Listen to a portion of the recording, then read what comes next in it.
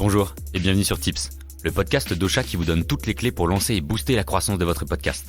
Moi c'est Robin, et dans ce nouvel épisode de Tips, on va vous donner nos trucs et astuces pour rester motivé, une condition nécessaire pour pouvoir publier les épisodes de votre podcast régulièrement.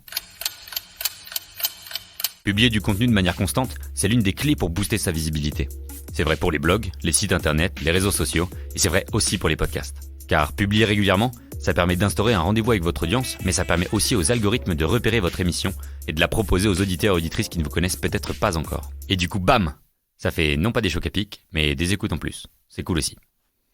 Quand on se lance dans le podcast, bien souvent la fréquence de son émission arrive parmi les premières interrogations.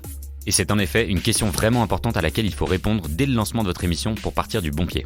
À la question, quelle est la meilleure fréquence pour poster un épisode de podcast ?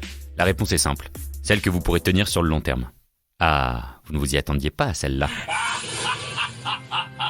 Plutôt que de vous interroger sur la fréquence moyenne des autres podcasteurs et podcasteuses, commencez par vous interroger sur ce que vous êtes capable de faire. Une grande partie des podcasts deviennent inactifs dans les 90 premiers jours de leur existence.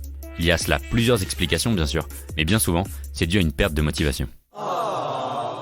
Pour éviter que ça ne vous arrive, la première chose à faire avant même de lancer votre podcast, c'est de lister une dizaine, voire une vingtaine de sujets que vous pourrez aborder dans votre émission. Ainsi, vous ne serez pas victime du syndrome du micro blanc, l'équivalent de la page blanche quoi. Et ouais, c'est mon podcast, je peux inventer des mots si je veux.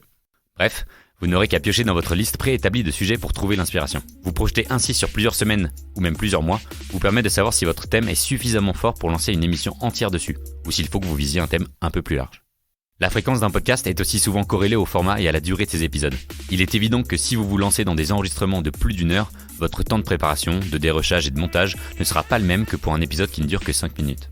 Forcément, ça peut avoir un impact fort sur votre motivation et donc à la longue, un impact sur votre régularité dans la publication de vos épisodes. Là encore, quand il s'agit de la longueur idéale pour un épisode de podcast, il n'y a pas de règle définie. Ça dépend de votre thème, de vos invités, du format que vous voulez adopter, du temps que vous avez. Mais attention, être régulier ou régulière dans la publication de son podcast ne veut pas obligatoirement dire qu'il faut publier très souvent et toutes les semaines. La fréquence définie peut être plus souple. En choisissant par exemple pour un podcast plus long ou plus compliqué à réaliser, une publication toutes les 2 semaines ou tous les mois. Gardez simplement ceci en tête, ne soyez pas trop ambitieux. Une autre astuce qui vous permettra de tenir la régularité de votre podcast, c'est de savoir exactement pourquoi vous le faites et ce qui fait que vous allez vous démener pour atteindre vos objectifs. Ce pourquoi, eh bien c'est votre vision. C'est ce qui vous permet de savoir jusqu'où vous souhaitez emmener votre projet et comment faire pour pulvériser tous les obstacles qui se dresseront sur votre chemin, y compris ce manque de motivation qui vous menace parfois. Pour trouver cette vision, vous devez simplement vous demander ce que votre podcast apporte à votre audience. Que vient-elle chercher en écoutant vos épisodes ? Pourquoi est-ce qu'elle doit écouter votre podcast et non celui des autres ? En quoi est-il vraiment différent ? Alors bien sûr, une vision ça se travaille sur le long terme. C'est un but, un objectif à atteindre. Mais lorsqu'on regarde aussi loin, le chemin à parcourir pour atteindre cet objectif peut paraître très impressionnant, voire carrément insurmontable. Ça pose donc un vrai problème. Par où commencer ? Comment faire pour ne pas s'essouffler en cours de route ?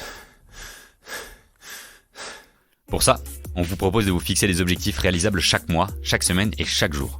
Et vous verrez que petit à petit, vous vous rapprocherez de votre but final. Mais là encore, ne soyez pas trop ambitieux dans vos objectifs, sous peine de tout laisser tomber. Faisons l'exercice ensemble. Le petit Mathéo souhaite lancer son podcast à la fin du mois. Je répète, le petit Mathéo souhaite lancer son podcast à la fin du mois. Quels sont les objectifs et sous-objectifs qu'il peut se fixer pour y parvenir ? Nous pouvons tout d'abord fixer 3 grands objectifs. Grand 1, Mathéo doit enregistrer son premier épisode. Grand 2, il doit le monter. Et grand 3, il doit préparer les supports de communication pour les différents réseaux sociaux. Voyons maintenant le découpage de ces grands objectifs en sous-objectifs. Pour le grand 1, enregistrer son premier podcast. Il peut procéder de la façon suivante. Petit A, acheter un micro. Pratique pour enregistrer quand même. Petit B, écrire le script de l'épisode. Petit C, préparer le setup d'enregistrement. Et petit D, mettre le téléphone en mode avion pour ne pas être dérangé. Bref, vous avez compris le principe. Vous devez vous fixer des petits objectifs réalisables pour avancer lentement mais sûrement. Pour vous aider à les suivre, il existe d'ailleurs plein d'outils très simples à utiliser, comme Notion, Asana, Trello, ou le préféré de l'équipe Ocha, Todoist. Pour gagner encore plus en motivation, on vous encourage à suivre l'évolution de votre podcast en analysant vos statistiques. Mesurer ainsi le succès de votre émission vous boostera pour la suite et vous aidera à être régulier dans la publication de vos épisodes. Pour en savoir plus sur quelles statistiques surveiller et comment faire pour bien les monitorer, je vous invite à écouter l'épisode numéro 4 de Tips. On y passe en revue les principales données que tout bon podcasteur et que toute bonne podcasteuse se doit suivre. Avant de vous quitter, on a un dernier petit conseil. Lisez le livre La guerre de l'art de Steven Pressfield, qui vous donne encore plus d'astuces pour lutter contre ces fléaux que sont la flemme et la procrastination. Vous nous en direz des nouvelles. C'est la fin de ce nouvel épisode de Tips, et si vous écoutez ce message, c'est que vous êtes resté jusqu'au bout, alors merci. N'hésitez pas à laisser un avis sur Apple Podcast et à partager l'épisode autour de vous.